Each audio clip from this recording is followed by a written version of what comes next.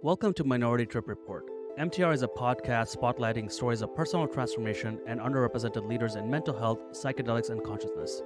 I'm your host, Raj Siraj. If you're learning from or enjoying Minority Trip Report, please subscribe to MTR on YouTube at Minority Trip Report and follow us on Instagram at Minority Trip. Thank you and enjoy the episode. Today, my guest is Adam Aronovich, who is a friend of Minority Trip Report and a second-time guest on the show. Adam is a PhD candidate in medical anthropology and the creator and curator of Healing from Healing, a social channel which casts a critical, skeptical, and humorous gaze at the healing and transformation culture. Adam, thanks so much for being here. Thank you for having me again. It's so good to see you, and I really appreciate you making time for this podcast despite having a bad back, which is the worst kind of pain one can imagine. So thank you. I really appreciate it. I want to start at the very obvious place, which is we were both in Denver, and unfortunately we didn't get to meet in person, but it was a fantastic conference. A lot happened. It was almost overwhelmingly big, perhaps particularly after being isolated for 2 years and during the pandemic. So right off the bat, let's talk about Denver. What was your experience and thoughts and reflections from psychedelic science? Yeah, man, there's so many different contradictory sentiments. And I think, first of all, I had a lot of fun. I've been in the circuit of psychedelic conference, both as a participant and also as an attendee, giving talks for maybe almost a decade, pretty consistently. And even in 10 years, the scene has shifted pretty dramatically, at the very least in the sense of the scope and the size of it, right? I remember the first conference, even psychedelic conference previous to that was like a fourth or a fifth of the people that attended this one. So that already gives you an indication of the magnitude of how the interest in psychedelics and its validation through the epistemics of science and acceptance in mainstream society and the medical establishment have advanced in pretty much a few years. For me, this was a pretty special experience also because the first time that I came to a conference with my family, my wife, a little daughter, It was a very different experience. I wasn't as dialed in the different parties. I really wanted to go to your party. But yeah, from the get-go, I already made up my mind and accepted my fate. I don't want to have the FOMO of missing out on different parties and events and conversations. I'm there with my family to enjoy time with my daughter and my wife and just different stages of life. And this particular experience was very different in that sense. But I had a really fun time. The last time we spoke, this was it's funny, you were my first ever guest on the podcast. I was still living in Calgary. I had just moved there. Perhaps it was 6 months after I went there. We were still in the very peak of the pandemic. And so a lot of the conversation we had 2 years ago was at a very different time. The pandemic, that pseudo documentary had just come out. You had just, as an experiment, started Healing from Healing. And here we are years after in a very different world. We're again going into conferences that have 11,000 people. It also feels like you were now coming in. People know you as the guy who has done Healing from Healing. I don't know if you talk about it that way or not, but what was it like? And not just being there as a researcher, person who was been a psychonaut, as a father, but also the guy who started this Healing from Healing thing. Yeah, it did happen a few times that just random people came to me and, hey, I appreciate your work and your platform and things. I think it's kind of the first time in my life where there's a degree of notoriety that I wasn't really either seeking or counting on. But then, yeah, it just happens. Yeah, people did. Of course, it feels good to some extent when a person comes and introduces themselves and, hey, I've been following your work and I really appreciate what you do. Healing from Healing is by design a divisive platform, right? I'm not casting a very wide net to appeal to a wide sense of aesthetic senses and philosophical approaches and politics and perspectives. There's people that love it and there's people that hate it. So I know that it's a bias, right? That it's much more likely for somebody that actually loves what you do and recognizes, for the good work to come and approach you rather than some random people going, hey, I hate what you're doing and it all sucks. I am deeply aware that there's very different sentiments and they all have their place in it and not getting carried away with the positive feedback because definitely there's also a negative one and that's perfectly fine and understandable. But yeah, it's a different experience when being aware that people are aware more or less, people having these conversations, that people know the platform, and that it's something that is talked about. I think that's always been the primary purpose, to expose or put out there some topics, some ideas, have people having conversations, and those conversations are happening. So that's a win, I guess. I'm surprised you say that you're not casting a wide net. By the very virtue of casting this humorous, skeptical gaze, it feels like you're actually widening the conversation. Why do you feel like you're not casting a wide enough net? Is it because, I mean, yeah, I'm curious about where that comment is coming from. The main focus is still critical, and criticism inherently entails also antagonism, right? There's a lot of people that don't necessarily take criticism too well or understand why it's important. Or like one of the comments that I get very often on in my page is people that just started following or found the platform recently. Oh, I'm so glad that I found your page. Big fan. I love what you're doing. And my response is pretty much always the same. Yeah, it's all fun and games until we make fun of something that you personally like or you personally hold sacred. And that's the thing. It's until we touch on something Yeah. that is a sacred cow for them. It's valid. Obviously, I'm not sharing absolute truths. I'm sharing a perspective of oftentimes one person on a wide variety of topics that I may or may not have some expertise in. So I'm always like trying to calibrate my own tone, but also aware that criticism, even if it's humorous, it's never going to land well with absolutely everybody. And some people are going to take it very personally because we are criticizing things that can be very personal or that people are very attached to. This morning, I posted something. I posted a couple of articles that I really liked on the subject of kind of like the commodification of trauma, right? And this immediately triggers a lot of people who might be trauma-informed coaches or people that have been in the trauma world for a long time or people that are personally identifying as having CPTSD or also different traumatic experiences. And even without really reading the articles or addressing the articles, there's already this knee-jerk reaction of like this energy position of resistance, which is understandable, right? And this is the nature of criticism many times. It's like if a person is really attached to a particular idea or a particular thing, then any criticism of it is going to bring forth that kind of like oppositional thing. And that's fine, but it's important to read the articles. I totally agree. I mean, it's really funny. You remind me of this one time, a couple of weeks ago, I posted this, just a snarky comment on Facebook saying like, people who claim to be spiritual are some of the unfunniest people I've met. And there was Yes. immediate backlash. What was really interesting is that some of the aggression, the pseudo aggression that I got furthered my point. So I'm like, isn't it ironic that you are like hating on what I just said? It just proves the point. Not only that, I think a lot of people read when I said unfunniest to be unfun. To me, funny and fun is very different things, right? Fun is playfulness. Funny is just in it. The kind of humor that I relate to is almost very self-aware, kind of like George Carlin, who's self-aware but also decided not to give a fuck at all. Yeah. So I find that really interesting. Give me a sense of what are some of the most dramatic things, good and bad, you've heard from people as a response to healing from healing. So I think when I started healing from healing, because of the orientation, which is like taking a critical and skeptical and humorous, I mean, that's just the bio of my page, but casting a critical, skeptical, and humorous gaze at healing and transformation culture, I thought most of the criticism would come from people who are deep into the healing, conspiracy, rabbit holes. Like these sub cultures that intersect and interlock pretty much a lot, right? Like the healing, plant medicine, psychedelics, conspiracy culture, libertarianism. There's all sorts of different kind of things that oftentimes get thrown in the mix. And I thought that most of the pushback or the criticism that I would get would be from people that are like really deep in the conspiracy rabbit hole, people that are really deep into. But that hasn't quite been the case. I find that actually this is a thing that I need to be threading very carefully.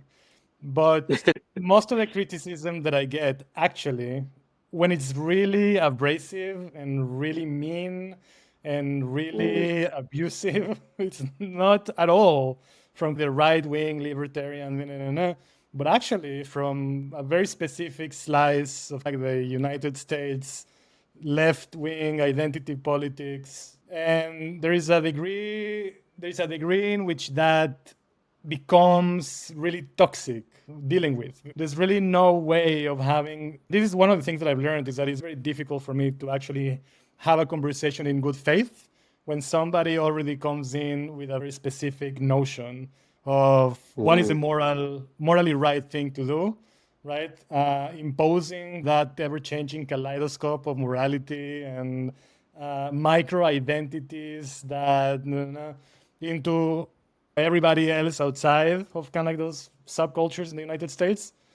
And this is very difficult for me to deal with because I identify and have identified for all of my life as gravitating or holding leftist ideals, leftist politics, leftist ideologies, and to some extent, and seeing and experiencing the full wrath. This kind of pseudo leftist American group has been really even holding a lot of compassion and empathy for the plights of oppressed people everywhere in the world and being social justice oriented and liberation oriented. Like this has been to some extent very enlightening of the true nature many times of these discourses.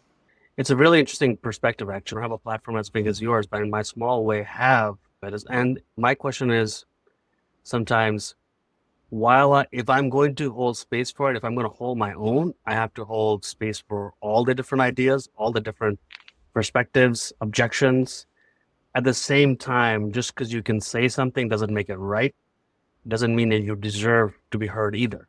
And I think I have this saying that I believe in a world that no matter your creed, color, religion, orientation, gender, everybody can be a fucking asshole.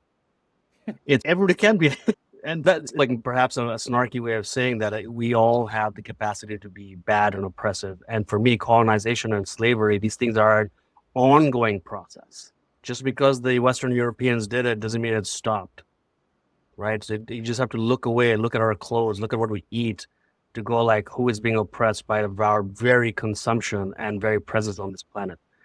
Tell me a little bit about specifically. So you had fun, yes, but what are the other contradictory feelings that you're talking about that you opened with? For the best part of maybe 10 or 15 years being involved with psychedelic community in different roles and different ways, starting out when I was much younger in the very beginnings of projects that were geared towards harm reduction and psychedelic support in trans festivals, when that was something extremely new and groundbreaking, and then seeing the scene evolve over the 10 or 15 years to public acceptance that I couldn't really have fathomed back then of course that is very encouraging and very validating, right? I guess there's a sense that maybe 15 years ago we were still like a few outsiders who were not only doing drugs but actually trying to work in more established ways to validate that perhaps the established narratives of the war on drugs and so on and so forth weren't the best ideas for functioning society. And nowadays it seems like these things are actually taking root in a much more widespread way in which kind of like that anti-drug propaganda is understood as propaganda and not necessarily the default go-to understanding of non-ordinary states of awareness or substances anymore. There's a sense of accomplishment, there's a sense of validation, there's many positives, of course. But then at the same time, I guess there's many things also that are a bit discouraging in terms of the commodification of things. I guess there are things that are inevitable in the sense that when you're mainstreaming something, it's inevitable that things are going to be commodified and then co-opted for different ways.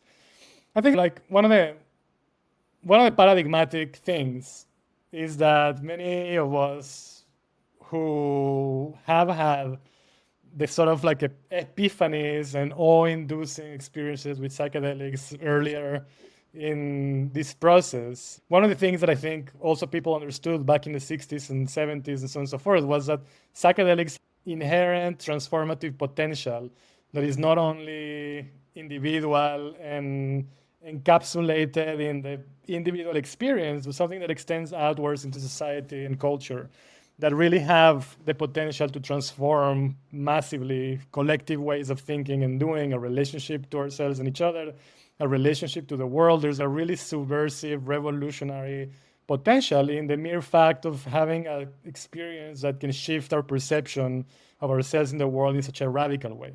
That we're suddenly able to understand ourselves embedded within different stories than the ones that are consumed through culture, right, and education, and so on and so forth. And one of the strategies of the so-called psychedelic renaissance, right, has been the medicalization of psychedelics as a way in maps. It's an often repeated trope, right, like the foot in the door policy. Like we're going to medicalize and psychologize these substances as a way to gain validation from the medical establishment and the establishment as a whole. But that entails, again, like a massive reductionism of what these things are for, as understood exclusively through the lens of therapy, of the medicalized perspective, of personal trauma, and it's not that these things are not useful, it's that there's now a whole generation of people who got introduced to psychedelics in the last few years who almost exclusively understand psychedelics and approach psychedelics through this hyper-medicalized, hyper-psychologized, hyper-individualized perspective. And eventually that's a disservice to the real potential and the real gift that psychedelics can have for humanity as a whole, without getting too messianic, which we're also going to address the messianic aspect of it. Because when we're approaching psychedelics as exclusively a technology of the self, a hyper-individualized, hyper-psychologized, therapized way of dealing with my own internal experience, and the only real healing and transformation that can happen in the world is my own personal transformation without any action in the world, then what ends up happening again is that psychedelics become another tool for power, right? Another tool for the establishment to reproduce and propagate the main ideologies, the neoliberal mindset, the hyper-individualistic mindset, onwards and onwards, instead of actually pausing for a moment and saying, hey, yes, people are traumatized, people are suffering, people have depression, anxiety, alienation, loneliness, right? But maybe the solution is not having psychedelic therapies dealing with individual people, but actually having psychedelics provide the sorts of insights, right, that can both address individual suffering, but also maybe get to the root source of many of these experiences of loneliness and alienation, depression and anxiety. That are not faulty chemistry or whatever else is there in this hyper-individualized, hyper-therapized worldview, but rather, like seeing, hey, yeah, we live in a world that is not as ideal for humans to thrive in. There's all sorts of different really important structural violent processes in place. And if we really want to address depression and anxiety, it's not about one person or two persons who have access to resources, paying somebody to provide MDMA for them, but maybe using these substances in a way that we can actually identify and address the structural issues that are creating so many pervasive, almost universal epidemics of alienation, loneliness, and so on and so forth. I think I like to resume that it's not that one thing is not necessarily useful, but rather when exclusive, it's like Abraham Maslow, right? Like the dictum that if the only tool that you have is a hammer, then everything is going to start looking as a nail. But not everybody is a nail, and more useful than smashing down nails, maybe it's understanding why we have so many nails that need to be smashed down. This is a very important point, and I see this with microdosing too on the other side, the non-medical side, right? On one hand, you can say microdosing is perhaps a lower barrier to entry. It feels less risky. On the other hand, people being people very quickly form entire identities based on the fact that you just microdose. But that's not even the point. Psychedelics is not even the point in my mind. It's not the point. The substance is not the point. The point is what you were saying: loneliness, isolation, environmental degradation, dissociation from nature, right? Fragmented communities and so forth, lack of purpose or not feeling purpose in your life. Psychedelics fits in one way, but the whole point is to allow an opening so you can experience yourself, like you were saying, as an agent in other stories, as a real person in other stories. So I feel like whether you're on the medical side or the decrim side, there is this parallel sort of contradictory, full of potholes kind of thing going on. Ultimately, maybe the issue is that we in the industrial West, there's no sense of pedigree. There's no sense of story, the greater story in which this current story is unfolding, right? A couple of months ago, a good friend of mine, Peter Vitale, and then Wendy Tucker from the Shulgin family invited us to the Shulgin farm. And Anna and Sasha Shulgin have now both passed on, and the family is wondering what to do with this property. which is an immense amount of history and attached to it. Very revolutionary history in some ways, right? If you think of both Anna and Sasha's story, what they were doing. And I was thinking the same thing, which is we as a community don't really have a true north in terms of a space, in terms of a place. We heard the stories, and because everybody's coming to this ecosystem now from their own biases, from their own, let's say, education and so on, there's no one place that tells you this is used for 12,000 years and so on in different cultures in different ways. And it's not even about the substance. It's about altered states and finding them in different ways, right? So perhaps that's the sort of the greater gap here. But I really agree with you that this is a very important question to ponder. So how will you succinctly summarize that point? What is the key insight from that experience? I think it's very important to have a physical place to anchor ourselves in a continuous stream of knowledge, right? And experience, both bad and good. If everything feels novel, there's no anchoring. This is not a novel thing. Psychedelic Renaissance is not a thing. It's happened before many times. How do we anchor ourselves? I went to this last closing panel with Leonard Picard, and I don't know if you went to any of his talks, Adam, but for those in the audience who don't know, he was basically so he was a Harvard professor, but also a part of the Brotherhood of Divine Light, whose sole mission was to liberate humanity by basically giving everybody acid. I think between 1982 to 2002, over 20 years, they distributed 2 billion doses of LSD around the world, right? From the US to all the way to Thailand. But he got imprisoned for 20 years. He was in solitary confinement. He's out now on probation, and he was zoomed into the presentation. And the presenter asked him at the end, look, you have a very eclectic room of people who have been in this space for a long time, people who are new to the space. What's your advice to them? And his whole thing was, the other shoe can drop tomorrow. We're not there yet. Yes, exuberance. Yes, all the potential, blah, blah, blah. But the other shoe can literally drop tomorrow. So let's not point fingers at each other. Let's not criminalize and stigmatize each other further. We have to stick together. I don't know what that means and how, but it speaks to our lack of awareness of history. Yeah. To that point, and following up on the question before, I think one of the main things that I oftentimes try to illuminate through whether it's the work that I do online or when I work, with clients or when I'm teaching classes or anything really, is something that is very basic, but oftentimes also very novel for a lot of people, because it's not something that people think about all the time, particularly not when we're very attached to the main narratives from medical mental health establishments that are very individualizing on any affliction. So I think like psychedelics are following through a very established path of treating individuals as opposed to treating relationships, right? And one of the things that I find very frustrating is perhaps is exactly like the furthering of this narrative that when we are using psychedelics as individuals, the only thing that really matters is working through our personal traumas and working through peeling the layers of the onion, like finding the root source of why we are the way that we are, oftentimes in an extremely psychoanalytic, personalized, psychologized way, right? And this is something that I've seen multiple times through many years of doing this work, whether it's in plant medicine retreat centers or working with people in different capacities. Like people really do get lost in that search for root causes of peeling layers of the onion endlessly, sometimes for years, sometimes for lifetimes, just peeling the onion, trying to dig in. This happened to me when I was 3, like a very Gabor Matean approach to every adult dysfunction is a result of something shitty that happened to you when you were a child. And I'm not saying that these things are not true.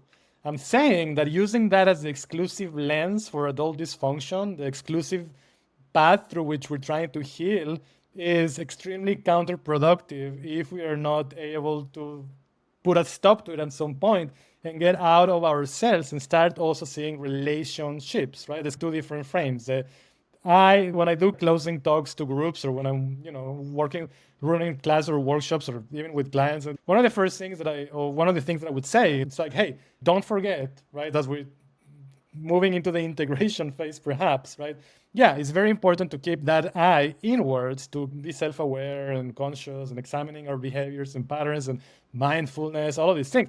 But perhaps one eye inwards and one eye outwards, or maybe 1.5 eyes inwards, our own stuff, our own shit, our own process, blah blah blah. But also maybe half an eye outwards, that we're also aware of how we are in relationship, how we are in community, how we are in society, how we are in relationship to cult, right?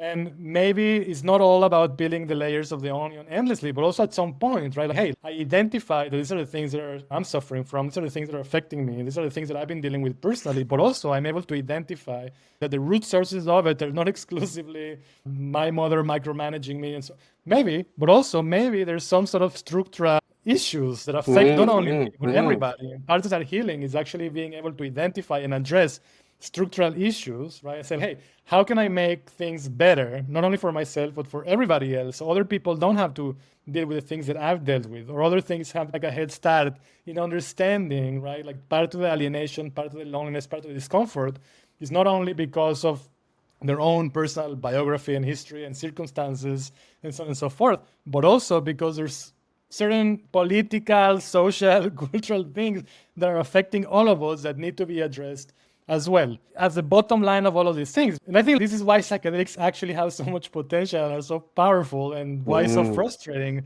when I feel that they aren't really given the right space to the things that they do. Is because if there's one thing that actually I have identified through research and practice and so on and so forth, that I think psychedelics can be extremely good for, is precisely for people to be able to identify the intrinsic links between the health of the individual and the health of the community, the health of the individual and the health of the society, the health of the individual and the health of the culture that encompasses the individual, that fits that individual, and the environment that sustains us, and so on and so forth. There's all sorts of different metrics right now that, of course, people have already started doing a really good job singling out, like nature, connectedness, and so on and so forth. And what are the social components of healing?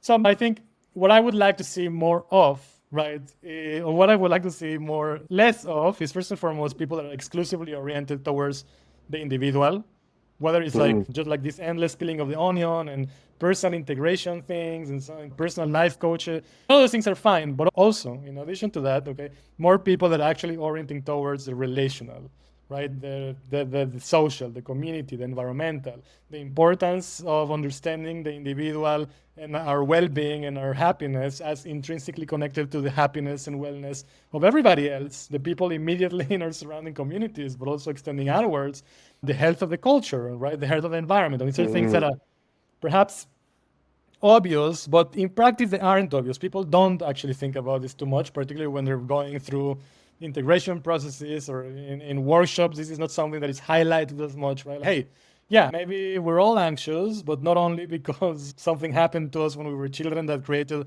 an anxiety. Maybe we're all anxious because actually, the world is boiling and we have no fucking idea of what kind of world is gonna be here in 10, 15, 20 years. I'm anxious for multiple reasons, but one of the things that I'm very anxious about is because when I think about my daughter, what kind of world is she gonna inherit when she grows up, right? Like what shot does she have at actually growing old, inhabiting a habitable world, right? Like these are environmental concerns, or not necessarily individualized or collectivized, right? And this is the kind of thing that I think psychedelics, if they have any use, or if they can have real revolutionary use, then it's about like being more oriented towards greater stories, or at least stories that are not as self-absorbed and self-contained within the individual person's trauma. I think it's really very well put. A quick reflection on that. I feel like the people, because you're right, there is a risk of, and I see a lot of this perhaps even in myself at a certain point, which is the endless wallowing in the digging, the excavating, constantly going back to what is the root, what is the root of this, and that wanting to attribute your current state of mind to something bad that had happened. Because in a way, I understand it, because it's an attempt to gain agency over your life and the trajectory you're on. On the other hand, the endless wallowing is also, if you are a victim to that story, it actually it allows you to abject responsibility, right? It's almost like I can abandon responsibility for the future because, oh yeah, that person hurt me or that thing hurt me. So it's a very mixed thing. There has to be a pivot from, okay, the point is to gain agency. So moving forward, how do I get agency understanding at the same time that I'm not subject to my own will, but also the people around me and the community that I'm in, right? I'm curious, from your perspective as a medical anthropologist, is there something about the domain of the mind, the brain, mental health that makes it more susceptible to this sort of distortion than, let's say, other medical aspects? So let's say like diabetes, for example, studying the pancreas. I mean, what do you mean? Makes more what more susceptible? To this sort of anybody can claim anything and has to be held to be equally true because it's so subjective. I think there's a historical momentum that we're going through. It's like a cultural shift towards some sort of epistemic chaos that has been one of the main focuses also of my page from the beginning. It's this idea that everybody's opinion stands on equal grounds, right? This is something that is very much entrenched, I would say, to some extent, on kind of like the right-wing conspiracy spiritual vibe, a complete disregard for expert opinion, a complete disregard for expert consensus. One of the things I think that is very prominent both in the psychedelic world, but particularly more widespread in kind of like the new age spiritual milieu, is this appeal to intuition as the primary arbiter of truth.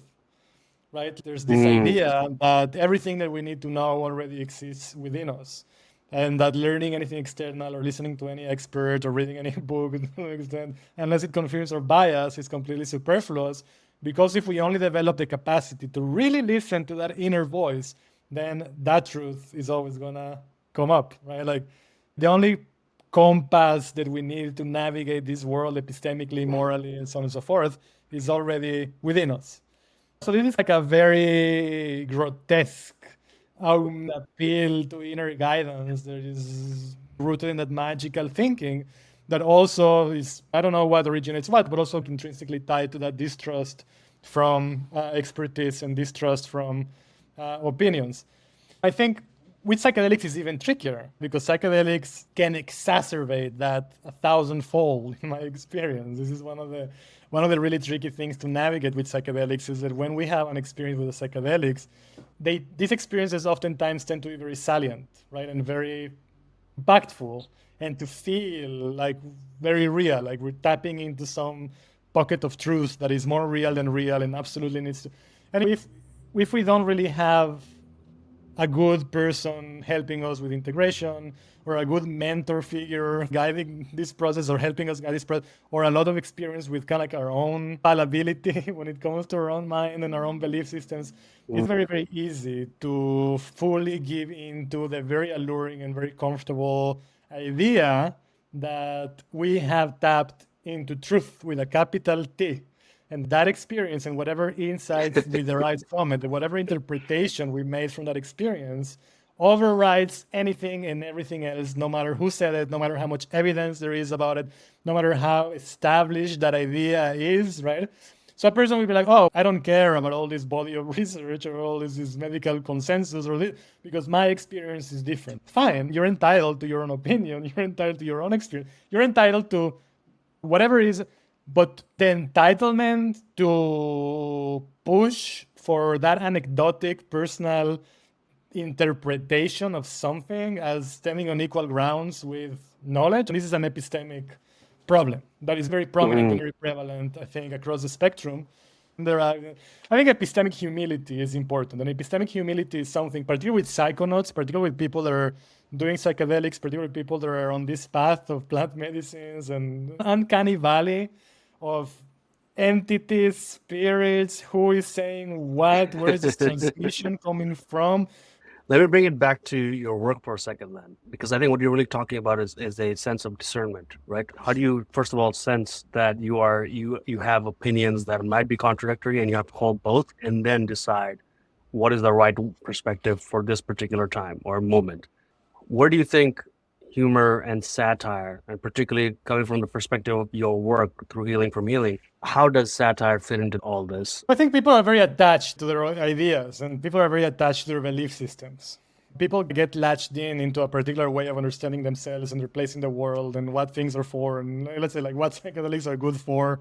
What kind of worldview is the right worldview? What kind of moral compass is the right moral compass? What kind of ideology is the correct ideology? People get very attached to all of these things and they become parts of it. This is a whole other topic when it comes to identity, which is something that we can discuss for days, right? Like this turn towards identitarianism as like the main framework through which we understand ourselves and our place in society and the world and so on and so forth. When you're poking holes or criticizing or making fun of something that people are very attached to or people feel very strongly about, we're going back to the beginning of this conversation, you're going to encounter a lot of antagonism and you're going to encounter a lot of resistance. And humor is a good vehicle to be able to maybe drive a point home in a way that is more subtle, that is not perceived to be a personal attack on a person's belief systems or a person's identity or a person's anything, but rather something that, maybe first elicit a chuckle, disarm them to some extent, like maybe this is something that I can reflect on how it applies to my personal life, my personal approach to things. I think one of the taglines that I use a lot, right? If you want to tell people the truth, you want to make them laugh. Otherwise, they will kill you. I haven't really been able to find the root source of that quote. I think it's one of those quotes that are just universally attributed to all sorts of different people. But I found that to be very true, right? If you want to come and tell somebody, hey, this is like something that you believe in, it's fucked up. But if you come on with a joke that is universal, that is not like personally oriented towards one thing, then it becomes better as a vehicle for criticism, for skepticism, for illuminating things that perhaps the person is not aware of. I know for myself, like I believe in all sorts of fucked up things. I don't like my ideas, my ideologies, my belief systems, the things that I hold sacred. Everything that I say for everybody else obviously applies to me too. And I know, right? Like when somebody comes at me, like with a very confrontational, adversarial energy, then like I immediately shut down. Fuck you, I don't want to have this conversation with you. But it's not like, hey, like bringing it with a joke or something like, hey, maybe this is something that actually I can look into with much less resistance, with much less attachment, with a little bit more of a humorous perspective on it. So I think, again, like humor and satire are a vehicle for criticism. It's like a Trojan horse. Like you want to bring in something that you feel is important, that you want people to really ponder, to really think, to really the relation to their own lived experience, but also in a way that is not immediately antagonizing. That's very well said. So I mentioned to you before we started the podcast, I've been very fortunate to have both you and Dennis Walker, who is the host of Micropreneur, who I know you and Dennis know each other and you guys are friends and you shared the stage in Denver. And one of the things that Dennis and I talked about, because he is very similar in the use of satire and humor to make a point, to talk about the moral ambiguity of it all and to essentially disarm this sort of identity politics.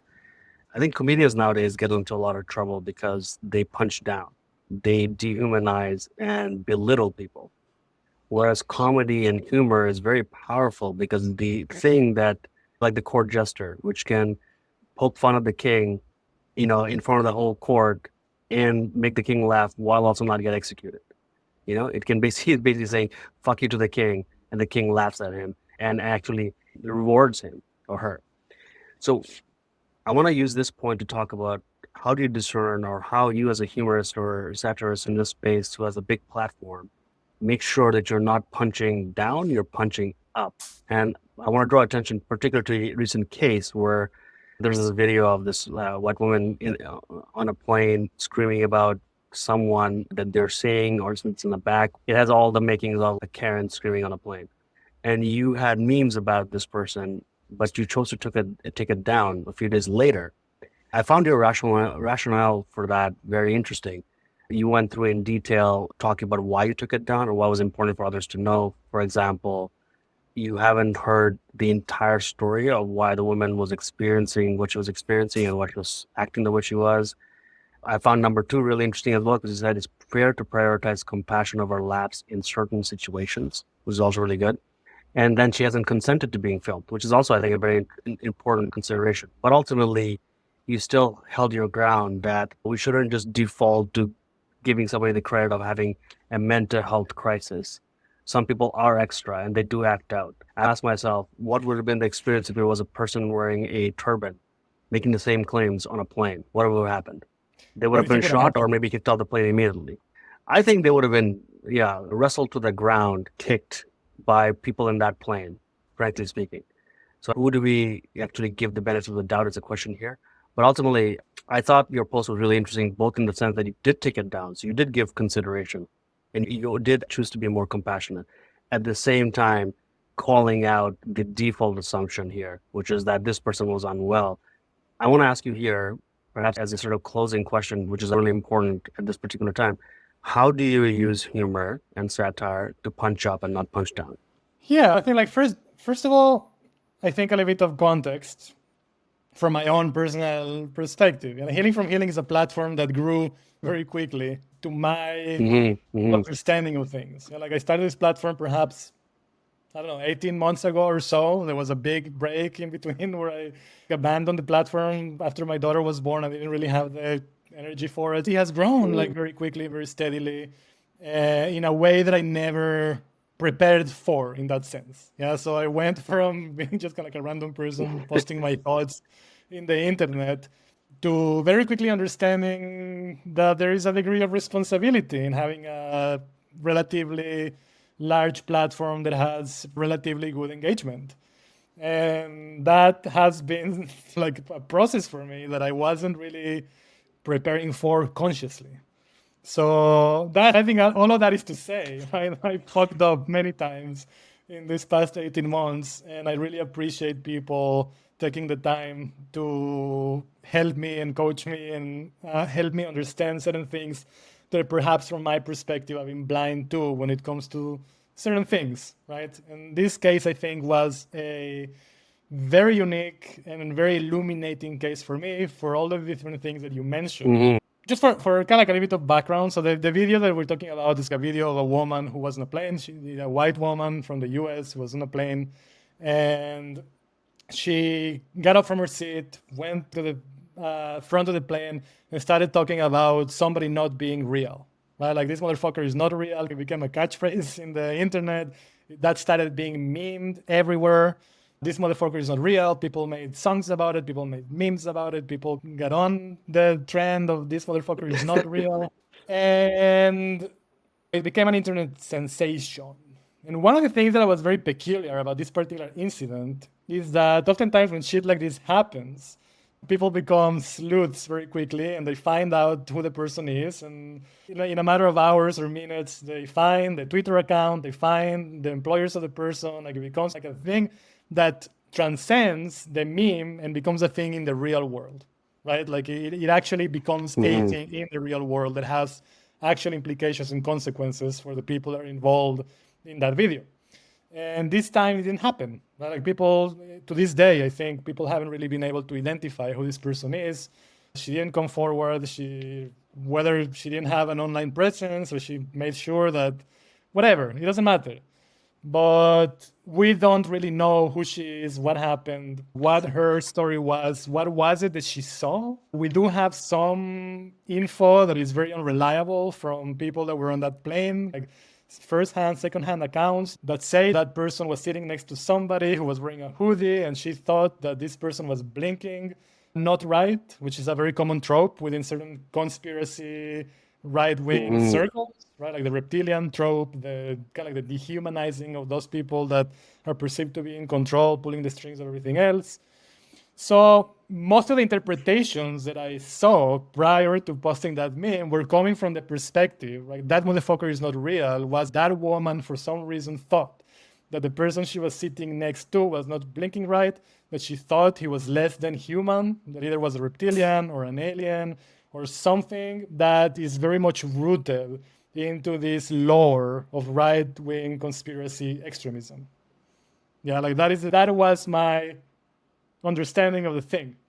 And I went with it because that's one of the things that I try to bring attention to in my platform, right? Is the dangers of these extreme forms of conspiracy epistemics, of conspiracy culture, of dehumanizing others, the inherent anti-Semitism, all this kind of like reptilian talk in the Rothschild, whatever.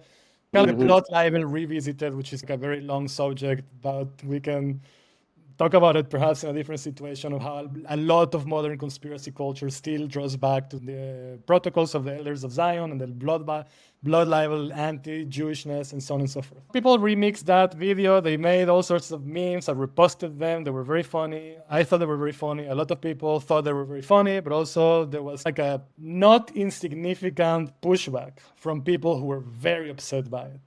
Yeah.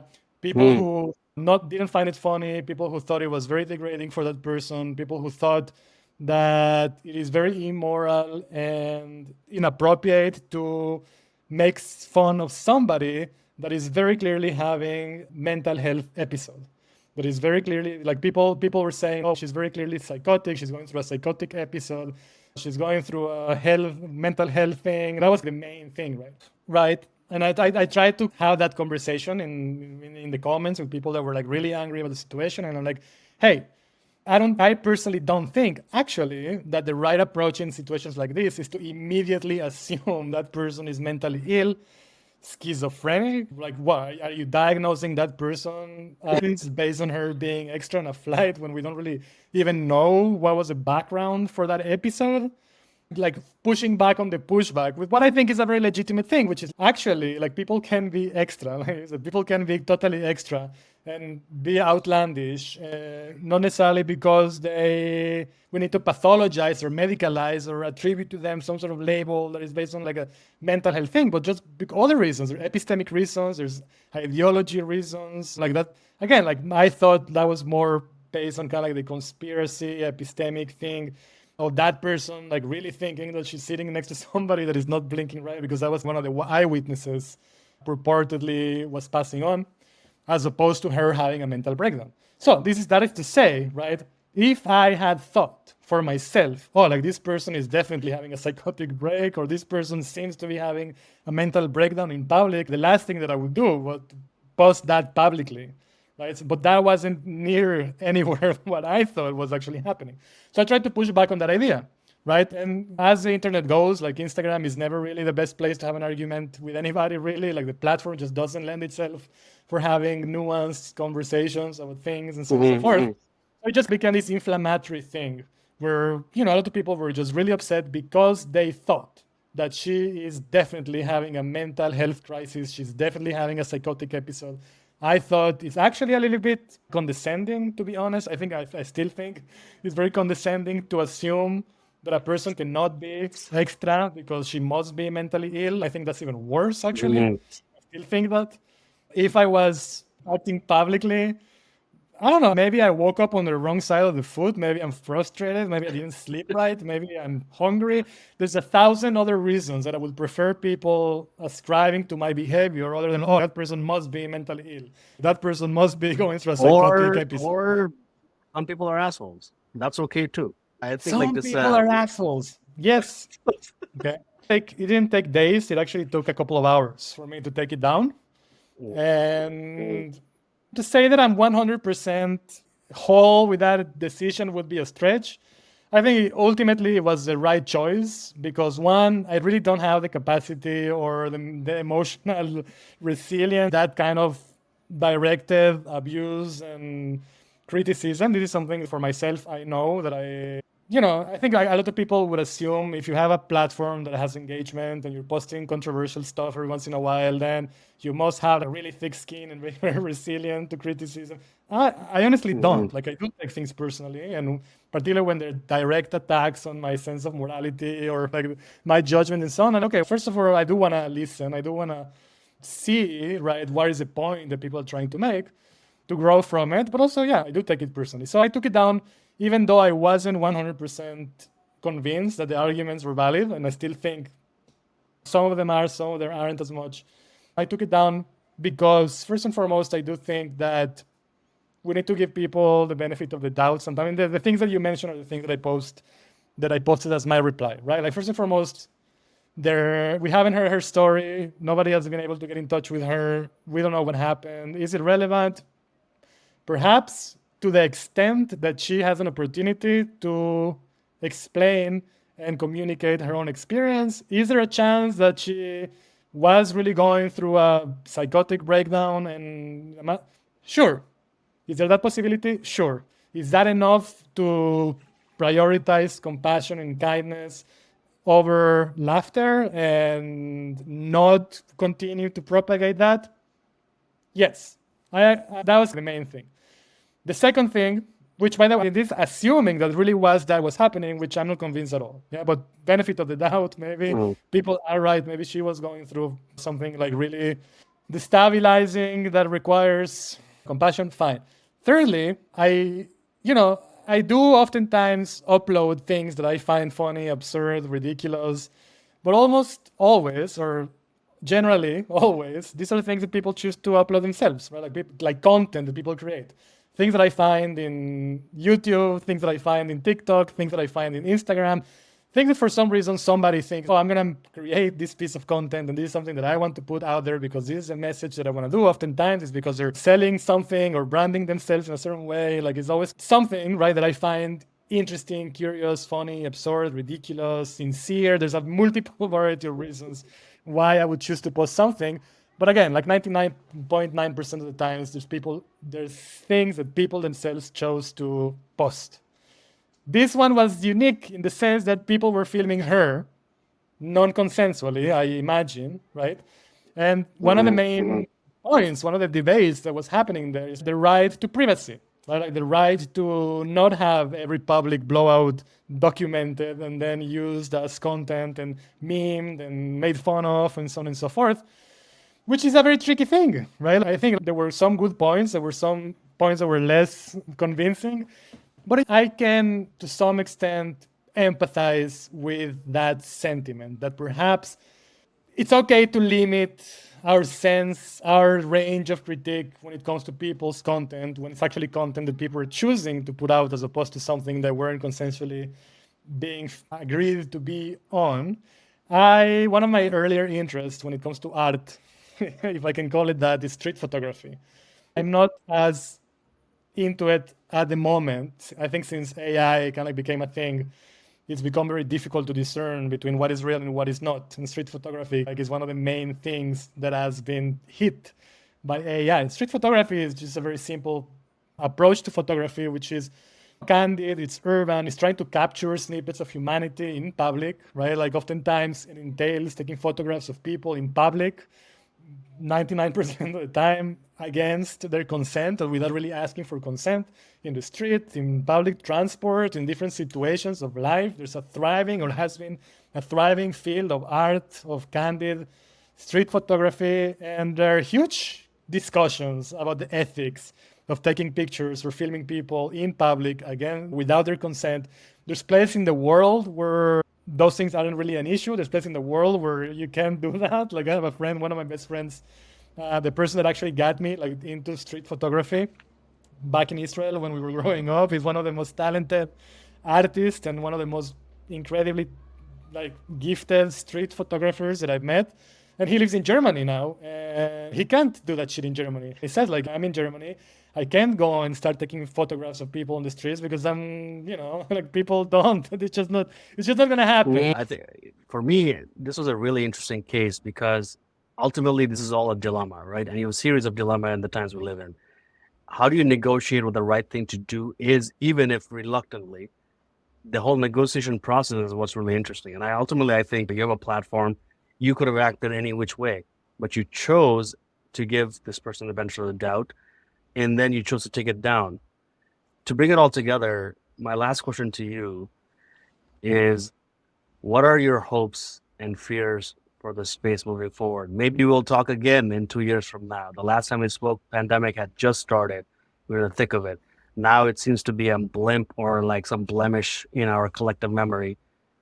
What are your hopes and fears for the psychedelic space moving forward? I guess, the fear is and has been and will be that psychedelics are and will continue to be absorbed by the neoliberal establishment as another way of policing the status quo and maintaining a certain order, a certain social order, as opposed to really being agents of revolution, change, and so on and so forth. I think capitalism in general, neoliberalism, late stage consumerism have that incredible capacity to take anything potentially subversive and repackage it and commodify it and selling it back to us as another detooth, declawed, sanitized, hygienic commodity product devoid of all of those things that would make it unsavory for power or for the status quo.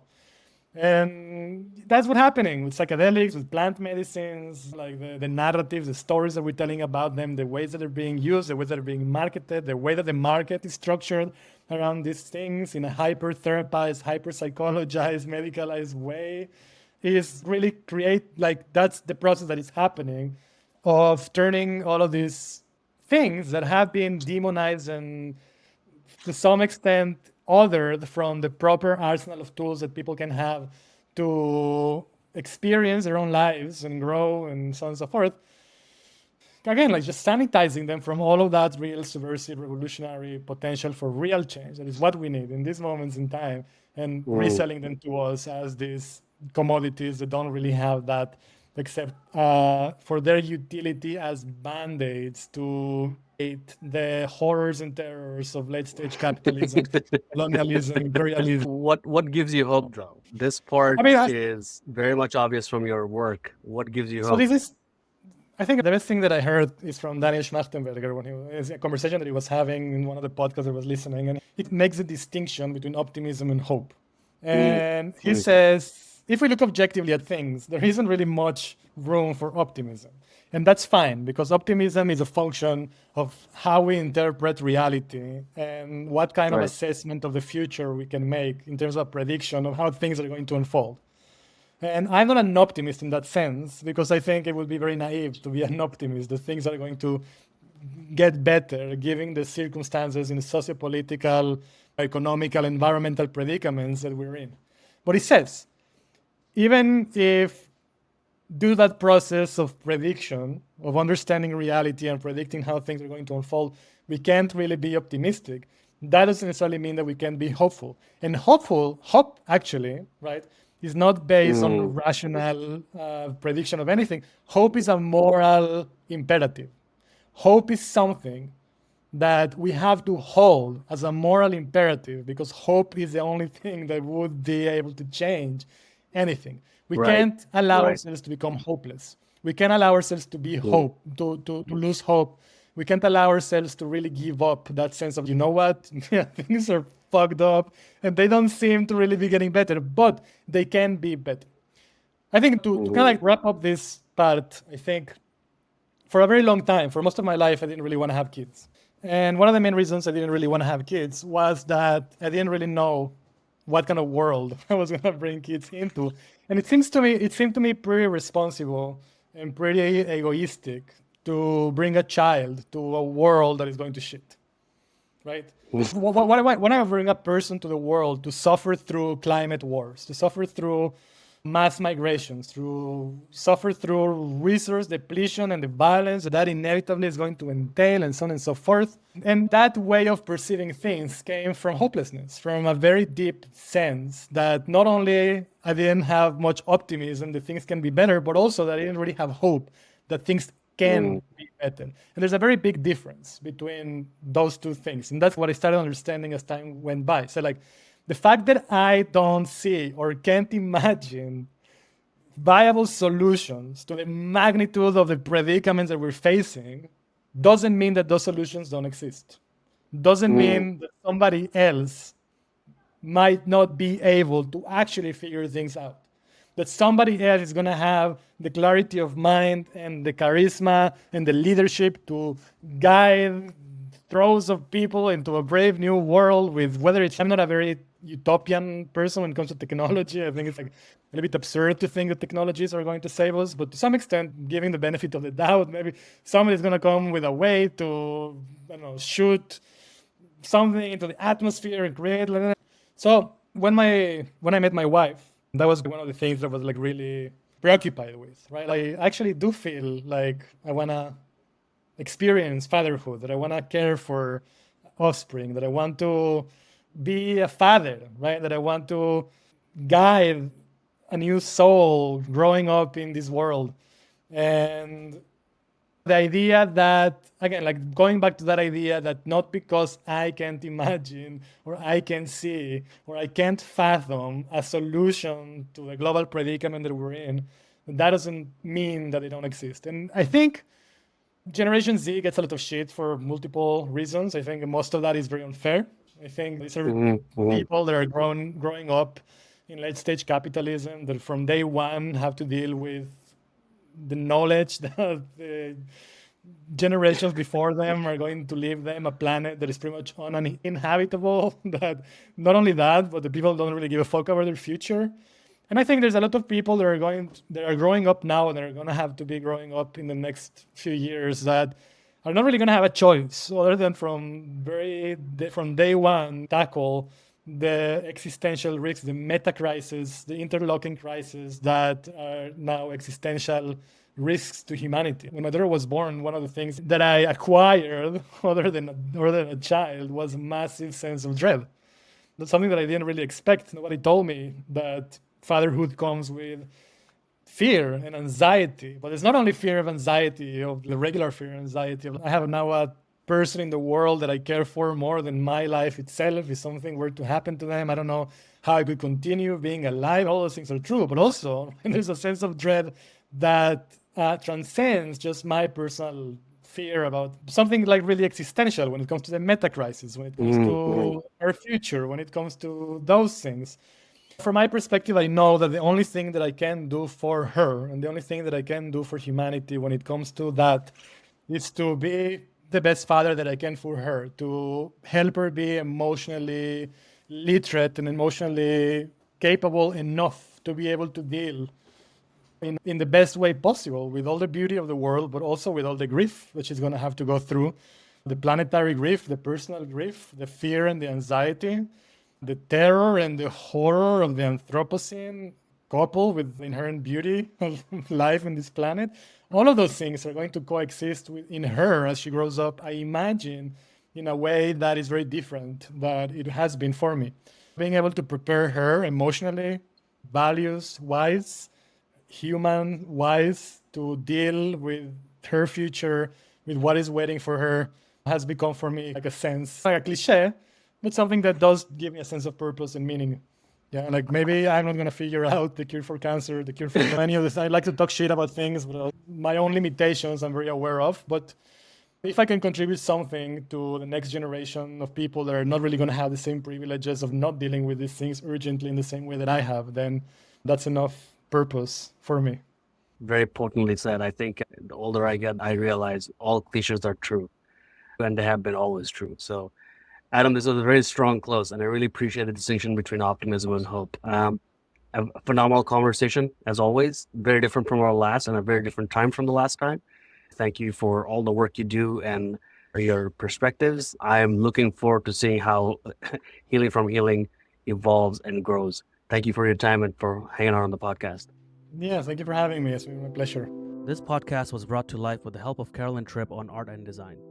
Thanks so much for listening to Minority Trip Report.